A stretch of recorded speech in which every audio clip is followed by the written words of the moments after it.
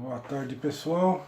Estamos aqui com a nossa aula de Geografia Básica, aula 2, pressuposto de Geografia, segunda e última parte, para depois a gente entrar em Geografia Física e daí para frente, tá bom? Professor Harley. Bom, na última aula nós havíamos falado sobre, chegamos até a Geografia Explicativa, né? E no meio dessa Geografia Explicativa, surgiu na Alemanha, no final do século XIX ainda, um geógrafo chamado Ratzel, que criou o termo antropogeografia. É um nome até engraçado, né? E criou-se assim o que chamavam de determinismo geográfico, também conhecido como a Escola Alemã de Geografia. Essa ideia dele falava muito sobre a relação homem-natureza. Então ele dizia que o meio ambiente influenciaria a sociedade, ou influenciaria um país, ou a porra do território. Então ele dizia assim, que dependendo dos recursos que tivesse nesse lugar, nesse espaço, nesse país, enfim, o homem seria escravo disso. Ou seja, se ele está numa situação gelada, por exemplo, tipo, o cara nasceu no Alasca, ele ia viver naquela merda lá para sempre, não teria como evoluir. Se uma cidade vivesse, por exemplo, à beira do mar, ela ia ser obrigada a viver de pesca, esse tipo de coisa, né? Ou seja, a natureza é quem ia reger as regras, né? Aí, pensando nisso, ele criou a teoria do espaço vital. Ou seja, para um país evoluir, ele precisaria ter a porra dos recursos naquele país. Então, um país que não tem minério, por exemplo, teria que buscar em outro lugar. Ou um país que não tem, sei lá, certas ervas, teria que buscar em outro lugar. Ou seja, conquistar alguns lugares, territórios, e o mais fácil de conseguir isso é onde a população é menos desenvolvida. Para quê? Para chegar lá e tomar, né? Então, assim, a Alemanha se formou, foi o último país da Europa, se não me engano, a se formar, né? Acho que 1700 e alguma coisa, 1800 por aí. Quando a Alemanha se formou, já havia umas colônias na África inteira. Por exemplo, tem esse mapa aqui, dá para ver, tem colônia inglesa, francesa, portuguesa, italiana, belga, tudo quanto é tempo, tudo quanto outros países já haviam ido lá. Inclusive a América, né? Já tinha sido tomada pela Espanha e Portugal, a América do Norte, somente pela Inglaterra. Ou seja, a Alemanha não tinha mais aonde buscar um território. Ela seria escrava dos outros países. Ou seja, ia ter que comprar matéria-prima, por exemplo, dos ingleses, que já tinham as colônias, ou dos franceses. Ou seja, na teoria dele, a Alemanha estava numa merda desgraçada. Então, esses caras começaram a aprofundar a ciência e pegaram uma ideia de Darwin, que a gente já havia falado na outra aula, né? Uma das ideias de Darwin era a seleção natural. Só que assim, o Darwin fez isso pensando em outras espécies, não no ser humano, né? Nos animais, por exemplo, a cadeia alimentar, que tem o leão, que é um dos que está no topo, ou está no topo, sei lá, isso já é biologia, não é minha praia, foda-se. Então ele pegou essa ideia, falou a lei do mais forte, né? O mais forte vai ter que se impor. O que a Alemanha fez? Começou a acabar com os judeus, não só por ser mais fraco, eles tinham outros interesses nisso, né? Que a gente vai ver depois na parte de geopolítica. Ou seja, eles começaram primeiro a expulsar, praticamente matar, né? Os judeus estavam na Alemanha, depois invadiram a Polônia, e aí foi aquela merda toda. Ou seja, ele pegou isso das ideias de Darwin, nosso amigo Adolf Hitler, né? Então, como a Alemanha precisava disso daí, de ter colônia, de ter terras e tudo mais, eles começaram a expandir, a fazer aquela expansão. Lembrando que a Alemanha já estava em guerra com a França, né? Já por causa também de algumas colônias.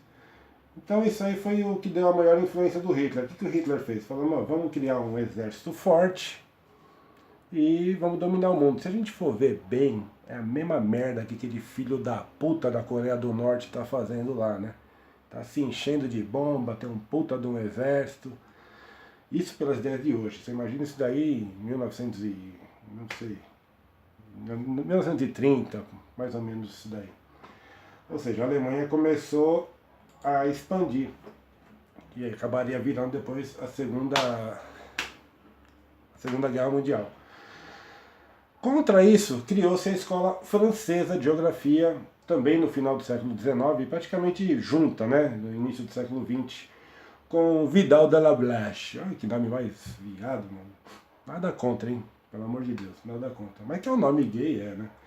Então ele criou a escola chamada Possibilismo Geográfico, que é exatamente contra a escola alemã, né? Ele dizia assim, que o meio ambiente está ali e o homem está ali. Só que o homem não é um escravo do meio ambiente, ele tem a possibilidade de mudar esse meio ambiente. E é lógico que para fazer essa mudança precisaria de algum tipo de conhecimento, né? Então eu pus alguns exemplos aqui interessantes. Por exemplo, a Holanda. A Holanda, conhecida como Países Baixos, Netherlands, uma coisa assim. A Holanda, por ter esse nome Países Baixos, tem uma grande parte dela que está abaixo do nível do mar. Então, assim, na teoria já estaria abaixo do nível do mar. O que o homem fez? Criou uns tipos de diques que seguram a água do mar. Então, foi uma forma que eles fizeram de manter a cidade viva e mostrar que não existe esse negócio de o meio ambiente influencia o homem. O homem pode também influenciar o meio ambiente, não é? Outro exemplo marcante é o de Israel. Gente, Israel é um país pequeno, no meio do Oriente Médio, cercado de inimigos, Egito, Jordânia, Síria, Líbano e mar. Não tem muito recurso hídrico, ou seja, não tem muita água potável. Israel arrumou um meio de tirar o sal da água do mar. É um recurso caro, porém, mas que funciona. Eles pegam a água do mar, fazem um processo químico lá, tira a água do mar e consegue ter água potável. Você vê como é que são as condições. Israel é um paísinho de merda, um deserto, uma área árida, cheio de inimigos e tem uma das maiores ciências mais avançadas do mundo. Então já dá para notar que a escola alemã estava meio furada nisso daí, né? Não 100%, porque pelas ideias dele, por exemplo, um país que é rodeado em colinas é mais difícil de ser invadido. Não que é impossível, mas é bem mais difícil, né? Outra ideia bastante bacana foi a do Japão. O Japão tem muito morro e o solo deles é horrível. O que eles fazem? Eles cortam como se fosse em degraus e vão fazendo a plantação. Nesse caso aqui, a plantação de arroz, né? E arroz precisa de água, ou seja, não tem como se plantar arroz num lugar em aclive ou declive, né? Eles fazem isso daqui, é um processo, eu não lembro o nome, mas foda-se o nome da porra do processo. Mas dá para entender, né? Eles recortam o solo e fazem a plantação. E mais um último exemplo aqui, que eu falei agora há pouco ainda do Alasca. Porra, Alasca, caralho, só tem gelo nessa porra, mano. O que o cara vai usar de plantação lá? Não tem como se plantar alguma coisa lá. Porém, eles conseguem viver bem de pesca e conseguem viver lá. Coisa que, assim, pelas ideias alemãs, não teria como nem se viver no Alasca, né? Bom, ou seja, para fazer tudo isso daí, né, o que aconteceu com Holanda, Israel, Japão, Alasca, precisa-se um conhecimento de solo, de pesca, de tudo. E essa ideia da escola francesa se preocupou bastante mais com o lado social, ou seja, com o lado humano. Eles pegaram mais o lado humano, vamos entender por que acontecem certas coisas, né? Ajudar a melhoria. Eles começaram a implantar a divisão de território em áreas, ou seja, um país, por exemplo, muito extenso como o nosso aqui, o Brasil, hoje ele é dividido em estados, né? Antes era em faixa, né? Esqueci a porra do nome lá. E fica mais fácil de se entender, ou seja, cada região vai ter o seu meio de viver. Mas lembrando que tudo é possível para se melhorar isso, né?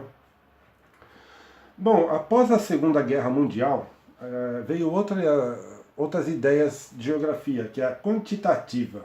Ou seja, é uma geografia baseada em números, em base numéricos, em tabelas, essas porra toda. A criação da ONU, por exemplo, foi um grande exemplo disso, em classificar os países. Então, por esse mapa aqui nós temos em cinza países desenvolvidos, no caso Estados Unidos, Austrália, a Europa inteira quase, países subdesenvolvidos, que são esses em verde, você vê que praticamente a África inteira, tirando a África do Sul, América do Sul inteira, tirando o Brasil e parte lá do Caribe. E os países em desenvolvimento, onde entra o Brasil, parte da Ásia, África do Sul e o México. Ou seja, é uma geografia baseada em números só. Por exemplo, está dizendo que o Brasil é um país não está desenvolvido ainda, em desenvolvimento. Mas, porra, se você olhar a cidade de São Paulo, por exemplo, porra, é uma puta capital. Não estou falando só de São Paulo, vamos falar de Rio de Janeiro, vamos falar de Salvador, vamos falar de Porto Alegre. A gente pode falar até interior. Por exemplo, eu não conheço muito, mas a cidade de São Paulo, aqui, o estado de São Paulo, tem Ribeirão Preto, que é uma puta de uma cidade. Ou seja, é um critério numérico só, né? Não que não sirva para nada, mas foda-se essa porra. Então era um modelo baseado em matemáticas, estatísticas. Então dividiu-se, por exemplo, em tipos de clima. Vamos deixar claro uma coisa também. Clima é uma coisa, o tempo é outra. Clima é uma coisa que é baseado em, sei lá, 15, 20 anos de duração. Ou seja, é um estudo, né? Então nós temos climas quentes, climas subtropicais, climas tropicais, clima ártico, clima... Puta que pariu, tem clima de tudo quanto é jeito nessa porra aí. Porém, é um dado assim que não dá para levar em conta. Eu vou para tal lugar hoje, que lá o clima é tropical, você chega aqui na porra do inverno, você toma no cu, né? Chega aqui, é um frio do caralho e se fode. Ou seja, continua sendo baseado em números. Começou a estudar população e densidade demográfica. Ou seja, a densidade demográfica de um lugar. A gente pega a cidade de São Paulo. A cidade de São Paulo, a densidade é muito alta, ou seja, muita gente em pouco espaço de terra. Se a gente pegar a Paulista na hora do rush, no horário de trabalho, porra, deve ser um habitante por metro quadrado lá. É até ridículo. Porém, se você chegar no final de semana lá, é ridículo, não tem ninguém na porra da Paulista, né? Ou seja, é um dado numérico que não ajuda bastante, mas meia boca, né?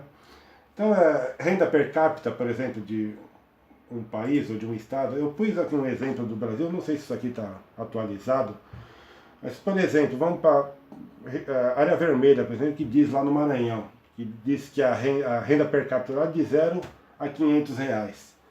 Porra, 500 reais. Vai dizer que o Sarney ganha 500 reais naquela porra lá. Então, são dados numéricos, é uma média, né? Nós aqui, por exemplo, em São Paulo, está dizendo de 1.300 a 1.500 de salário. Gente, aqui a gente sabe que tem gente que não ganha nem 1.300, tem gente que ganha bem mais do que 1.500, né? Eu já tive nesse meio dos acima dos 1.500, né? Bons tempos. Agora a gente se fode aqui para tentar ganhar um troco. Bom, voltamos criou-se também o IDH, que é o Índice de Desenvolvimento Humano. Esse IDH ele é baseado também em números, em taxa de mortalidade infantil, analfabetismo, esqueci o resto lá.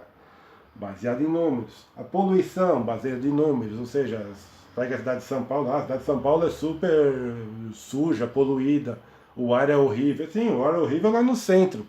Vai lá pro Grajaú que você vai respirar ar puro. Porém, você tá arriscado a tomar uma bala na cabeça, que tem bandido pra porra lá. Vai pra Itaquera. Também, tem ar puro, tem o Parque do Carmo. Então é tudo baseado em números, né? Outro exemplo aqui, saneamento básico. Também como diz dados, base de água, de esgoto, de lixo. Um dos grandes órgãos aqui no Brasil que cuida disso é o IBGA. E sempre baseado em números, lógico. Gente, eu não estou falando que isso não é importante. É importante pra cacete, porque quando a prefeitura assume uma cidade, ele vai usar esses números. Pô, onde está precisando de saneamento básico? Eles vão olhar, pô, olha, a região lá da puta que pariu tá com 0, vamos usar lá. Só que chega lá e vão ter bastante lugar, as grandes avenidas, por exemplo, já com água, já com esgoto e tudo. Mas é um dado que ajuda. Não são muito confiáveis, porém ajudam. Depois disso veio o que a gente usa até hoje, geografia crítica, ou seja, a construção da cidadania. Então começa a explicar mais ou menos o porquê de tudo. Então vamos pegar alguns exemplos de por que uma cidade é pobre, por que uma cidade é rica, por que uma cidade tem indústria, por que não tem. Ou seja, passa a ser, a geografia crítica deixa o que era antigamente a decoreba de lado, você tem que saber o nome da porra do rio que passa lá na casa do cacete. Foda-se saber o nome do rio, você sabe que tem um rio que vai lá e passa, tá bom. As capitais, quem vai saber a capital do Azerbaijão? Foda-se o Azerbaijão. Eu acho que é importante a gente conhecer algumas as capitais. Por exemplo, capital lá dos Estados Unidos, que todo mundo insiste em achar que é Nova York, é Washington. Mas é importante saber, mas não que vai aumentar alguma coisa, diminuir na porra da vida da gente, né? Então eles começaram a relacionar mais a geografia humana com a geografia física. Eles criticam totalmente o modo numérico que a gente estava falando agora há pouco.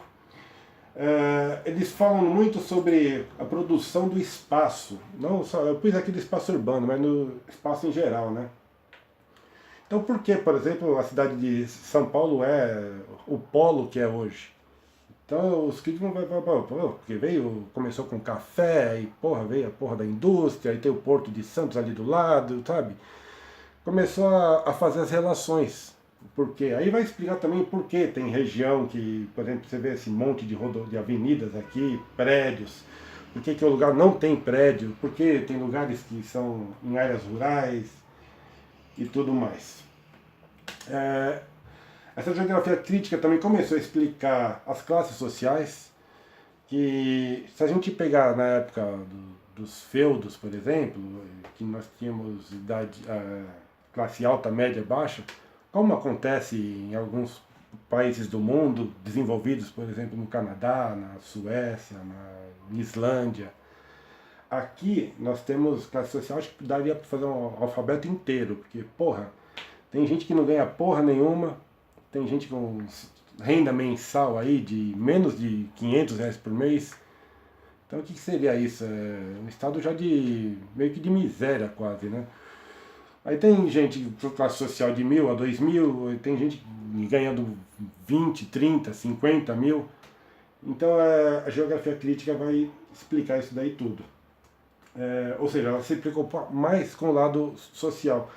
Se vocês quiserem ter bastante ideias sobre isso, tem um grande geógrafo daqui do Brasil, inclusive falecido há uns 2 ou 3 anos, chamado Milton Santos.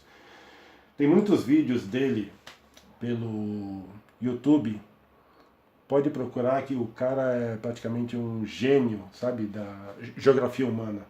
Eu peguei uma das frases dele, que é muito interessante. Ele disse: existem apenas 2 classes sociais.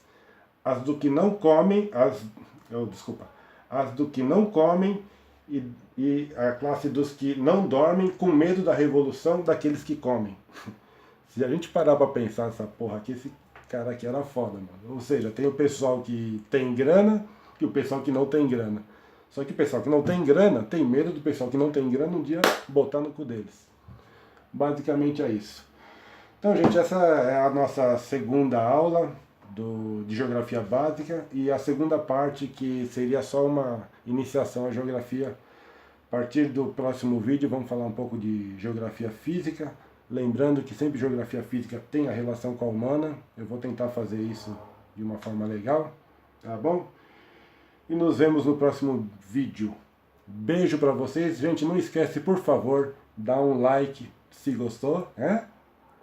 E se não gostou, pode dar, gente, sem medo. Se quiser criticar, quer falar qualquer coisa, olha, vai tomar na sua lomba, você é um bosta. Pode falar que eu aceito, falou? Nós, gente, beijão pra vocês.